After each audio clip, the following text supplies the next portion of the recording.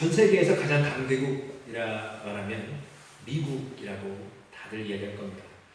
미국의 대통령이 어디를 이제 움직일 때 보면 꼭 옆에 붙어 다니는 사람이 있습니다. 물론 이제 경호원들도 붙어 다니겠지만 특별히 그 사람 옆에서 붙어 다니는 그 사람 손에는 블랙박스가 들려져 있습니다. 그게 뭐냐면 핵전쟁에도 대처할 수 있는 그런 박스이죠. 이 수행원은 대통령이 무슨 명령을 하든지 다 수행합니다.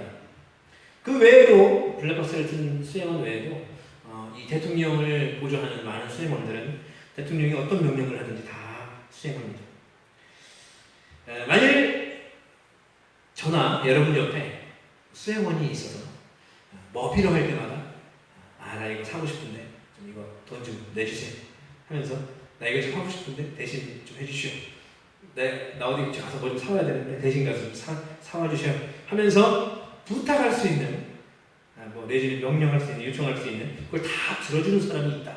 얼마나 좋을까요? 근데 꼭 이제 내가 쓰고 싶은 거를 다 쓰고 내가 갖고 싶은 걸 다 갖게 되기 때문에만 좋은 건 아니에요. 뭐 이웃을 돕는데 마음껏 사용할 수 있는 어떤 뭐 170표 같은 그런 것들이 또 내게 많다면 또 얼마나 좋을까 생각을 하기도 합니다. 나를 지켜주는 사람이 있다는 것, 수행원과 같이 또 내게 필요한 것을 언제나 주는 이가 있다는 것, 또 나를 늘 평안하게 하는 사람이 있다는 것, 상상만 해도 굉장히 꿈과 같은 일이라 할 수 있겠습니다.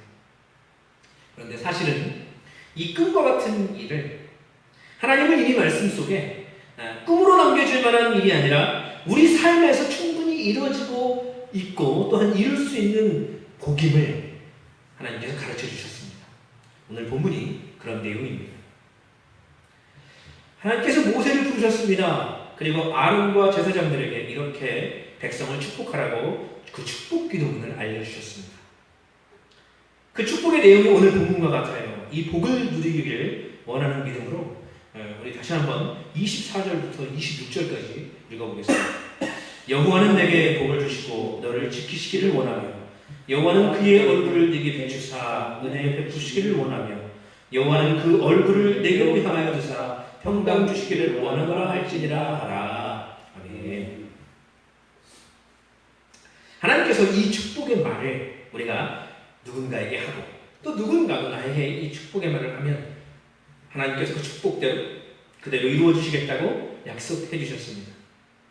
근데 다만 이 축복의 선포는 특별한 점이 있어요. 방금도 제가 이야기를 했지만 내가 나 스스로를 위해서 구하는 복이 아니다라는 거예요. 이 축복의 선포는 누구에게? 다른 사람들을 위해서, 즉 이웃을 위해서 선포하는 복의 선포입니다. 서로를 축복하기를 원하시는 하나님의 뜻이 분명히 들어가 있는 것이죠. 말씀을 듣는 여러분이 지금껏 누군가를 혹시 축복해 보신 적이 있으신가요? 군대 보낼 때 이렇게 손 내밀어 축복성 불러주면 그 축복 말고 내가 개인적으로 진짜 마음 담아서 누군가에게 축복을 선포한 적이 있나 하는 거예요. 아쉽게도 저도 마찬가지지만 사람들은 자기 자신을 위해서는 원하고 바라고 기도해요. 근데 다른 이들의 그런 위한 축복에는 자신에게만큼 관심을 두지는 않는 것 같습니다. 거기까지 관심을 둘 여유가 없는 삶을 살고 있기 때문이죠. 우리 성도님들 중에 또는 우리 이 말씀을 들으시는 분들 중에는 안 계시겠지만 사촌이 땅을 사면 배가 아프다 이 속담처럼 다른 사람이 잘 되는 것을 원하는 것이 아니라 반대로 다른 사람이 잘 되면 배가 아픈 사람들도 있진 않을까. 근데 없겠죠, 그죠? 이 말씀 듣는 분들 중에. 근데 하나님께서 우리에게 권고하고 계시는 거예요. 서로 축복해 주라 하는 거예요. 우리가 서로 축복하면 하나님은 그 축복한 말씀을 그대로 이루어 주시겠다 약속하셨습니다. 서로를 축복하는 저 여러분 되기를 원합니다. 오늘 본문에 하나님께서 축복의 메시지를 말씀을 통해 친히 기록해 주셨습니다. 너희는 이렇게 축복하라 우리에게 하시는 거예요. 그 축복의 말씀은 세 구절입니다. 아까 읽었듯 세 구절. 첫 번째 축복의 말, 우리가 다른 사람을 위해 축복해야 되는 말이 무엇이냐? 첫 번째는 하나님이 당신에게 복을 주시고 당신을 지켜주시기를 원합니다 라는 축복의 말이에요. 24절, 여호와는 내게 복을 주시고 너를 지키시기를 원하며. 아멘. 하나님께서는 우리에게 사람들을 축복할 때 하나님이 복을 주셔서 하나님이 지켜주시기를 기도하라고 명하셨어요. 그러면 우리가 축복한 대로 복 주시고 지켜주실 것이다 약속하셨다 했어요. 복 중에 복. 이 첫 번째로 축복하라고 했던 이 복은 무엇이냐? 바로 뭐예요? 내가 복을 주어 물질적으로 풍요하겠다? 이게 아니지. 내가 복을 주어 너희들을 장수하게 하겠다? 이게 아니었습니다. 첫 번째는 뭐라고요? 내가 복을 주어 너를 지켜주겠다.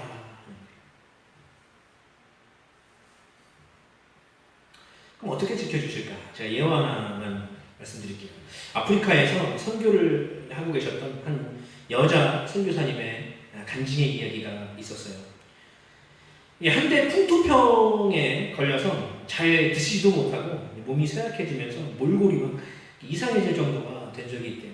그런데 설상가상 이 파송했던 교회가 어려워갖고 선교비를 밀리는 바람에 한 달 정도를 밀리는 바람에 이 선교사님이 어디서 돈을 꾸어서 생활을 해야 되는 상황이 됐었죠. 근데 뭐 그렇게 여건이 되지도 않았어요. 어디서 돈을 끌 여건도 되지 않았습니다. 그래서 어쩔 수 없이 이 선교사님이 보리죽만 한 달 내내 드셨다고 해요. 보리죽만. 근데 후에 이제 선교사님 몸을 진찰한 의사가 굉장히 소스라치게 놀라면서 말을 했다고 해요. 선교사님, 그때 만약에 파송한 교회에서 선교비를 제때에 잘 보내줬다면 아마 선교사님은 돌아가셨을지도 모르겠습니다. 선교사님 보니까 위장병이 되게 심하셨네요. 그때에 보리죽만 한 달 드신 바람에 선교사님의 위장병이 싹 나았습니다. 했다고 해요. 우리가 비록 부하지 않고 세상의 기준으로 성공한 사람의 인생을 살지 못해도 심지어 우리의 상황이 우리가 보기에조차도 굉장히 악하다, 악조건이다 라고 할지라도 하나님은 화를 복이 되게 하셔서 우리를 지키시는 분임을 믿으시기 바랍니다. 하나님은 또 우리를 지키시는데 또 누구로부터 우리를 지키시느냐 하면 사단으로부터 우리를 지키십니다. 지킨다, 샤마르입니다. 샤마르. 이게 둘레에 울타리를 치는 건데 그냥 울타리가 아니라 가시 울타리를 친다 이런 의미를 갖고 있어요. 하나님께서 그러니까 지켜달라고 하나님께 지켜달라고 축복하면 하나님께서 마치 가시 울타리를 그 사람 주위에 두르듯 보호해 주신다. 예전에 그 시골에 있는 밭을 보면 저도 밭이 있는 집에 살아봤는데 울타리가 쳐 있는 밭이 있습니다. 근데 그 울타리를 보면 뭐 아무 동물이나 들어와서 식물들을 망치거나 먹지 못하도록 가시로 된 울타리를 치기도 해요.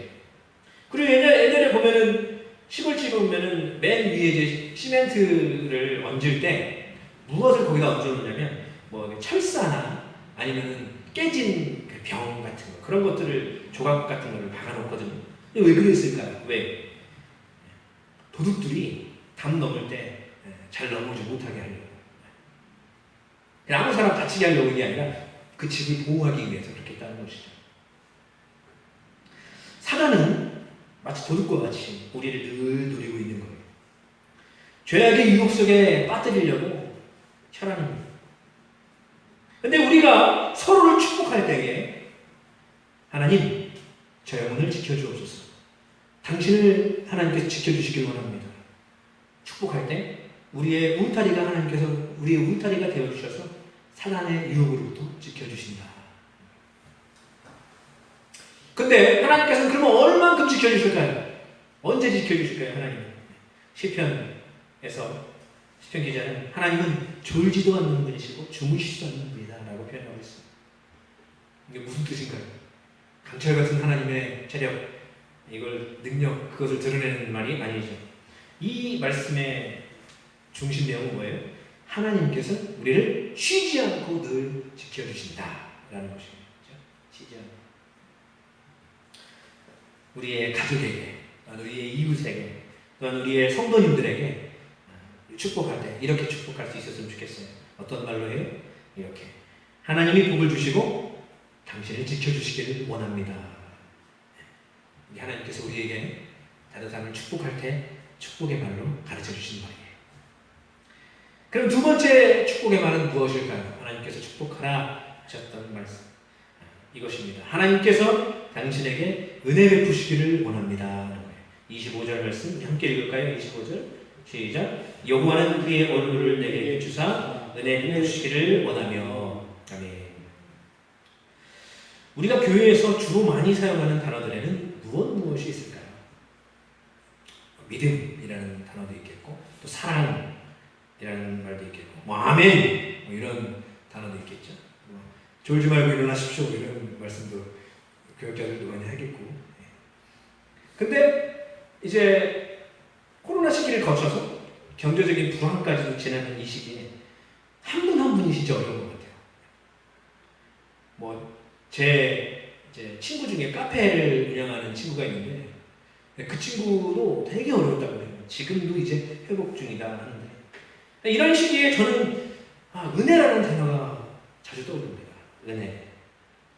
현재 이제 CCM 중에 가장 많이 듣는 노래가 보니까 은혜더라고요. 멜론에서 1등이더라고요. 지금도. 우리 교회에서도 종종 드리는 찬양입니다. 이 은혜라는 그 무엇을 의미할까요? 이 은혜.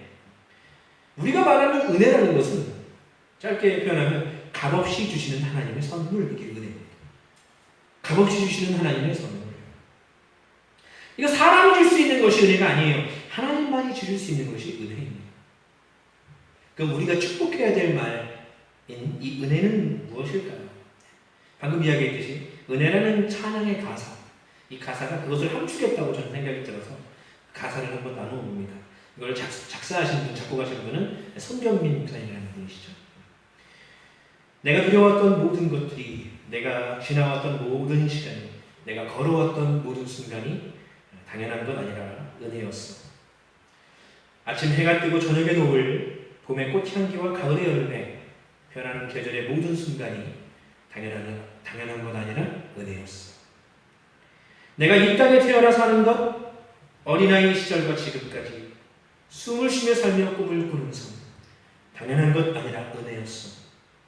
내가 하나님의 자녀로 살며 오늘 찬양하고 예배하는 삶, 복음을 전할 수 있는 축복이 당연한 것 아니라 은혜였어. 사실 이 은혜의 가사에 있는 이 가사, 이거 굉장히 단순하거든요. 어찌 보면 사실 누구나 생각할 수 있어요. 당신에게 하나님 주신 은혜는 무엇입니까? 나열하십시오 하면 나열했을 때 나올 수 있는 표현들입니다. 우리의 은혜의 고백들이에요. 그런데 그 고백들이 특별하지가 않습니다. 보니까 그냥 특별하게 다가오지 않아요. 일상입니다. 우리의 일상. 우리에게 살아갈 수 있는 살아가고 있는 그런 시간 가운데 우리에게 주어지는 것들, 이런 것들이거든요. 또 우리가 구원받는 것, 지금 구원 백성 된 것, 이건 은혜. 근데 우리에게 되게 그냥 일상처럼 당연히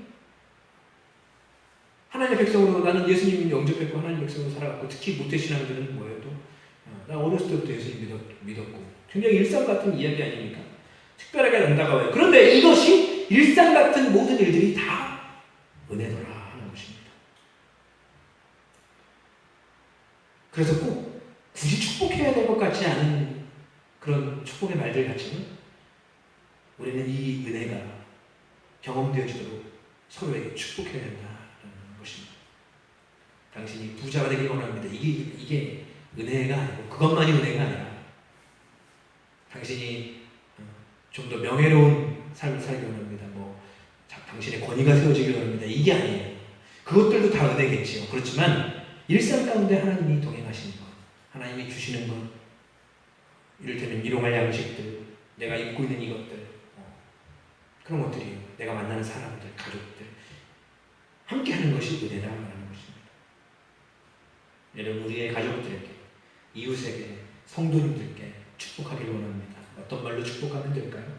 이렇게 하나님이 복을 주시고 은혜 베푸시기를 원합니다.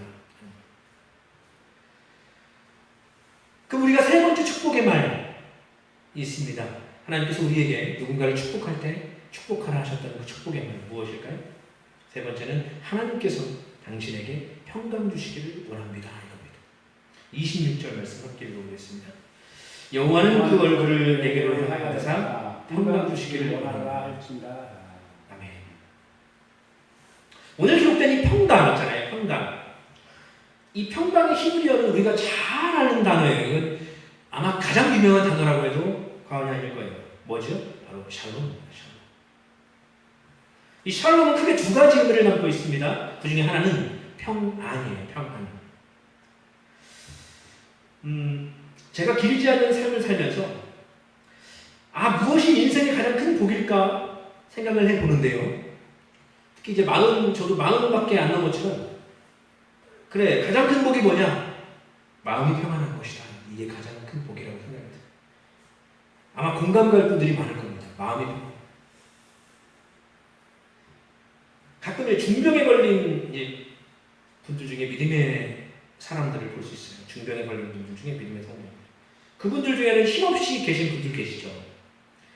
근데 지금도 자칫하면 죽을 수도 있는 병마와 싸우면서도 활기가 넘치시는 분들이 있습니다. 근데 그 원천이 무엇일까? 그 활기가 어디서 나올까? 저 기쁜 미소가 어디서 나올까? 마음이 평안해서 그렇구나 하는 거예요. 제 딸 다은이가 지금 이제 11월이 돼서 22개월 차가 되었습니다. 22개월 차 아기. 근데 이제 낮에 한 번씩 잠을 자거든요. 근데 낮에 잠을 자다가 깨면, 다은이가 깨면 어김없이 하는 행동이 있습니다. 뭘까요? 일어나자마자 어김없이 하는 행동? 아빠를 부르요. 그래서 아빠 이렇게 울먹이면서 아빠. 저는 이제 다은이를 재우고 그때가 자유시간이에요. 그래서 제 할 일을 하려고 거실에 있곤 하거든요. 그러면 울먹이면서 막 아빠를 계속 찾아요. 그럼 제가 아무리 응 그래 아빠 여기 있어 다은아 아빠 여기 있어 울지마 아빠 여기 있어 이렇게 거실에서 아무리 외치대도 다은이가 울음을 그치지 않습니다. 그리고 아빠를 계속 불러요. 그 울음을 그치려면 방법이 하나밖에 없습니다. 뭐예요? 제가 다은이에게 제 얼굴을 보여주는 거예요. 제가 온몸을 다 안 보여도 제 얼굴만 살짝 내밀어서 이렇게 다은이하고 눈을 마주치잖아요. 그러면 금세 울음을 그쳐요. 그리고 두 손가락 빨면서 드러눕습니다. 눈 깜빡깜빡 하면서 울진 않아요. 그러다가 제가 이제 괜찮아졌나 해서 다시 얼굴을 감추고 할 일을 하고 있으면 또 찡얼대면서 저를 찾는 거예요.